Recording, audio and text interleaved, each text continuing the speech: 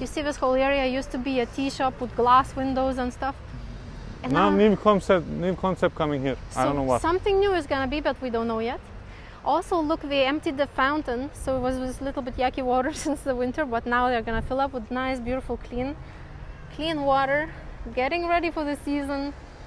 Bird statue and bird on top. Hotel Kayhan Bey over there, and Hotel Stella Kayhan Bey saying hi to us. and Stella. When are we gonna climb Kuşadası hill again, baby? Oh, when we are young again. I want to do it.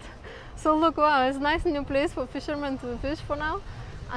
It's probably a week or so until the new setup will start coming in. So it's very nice, like that.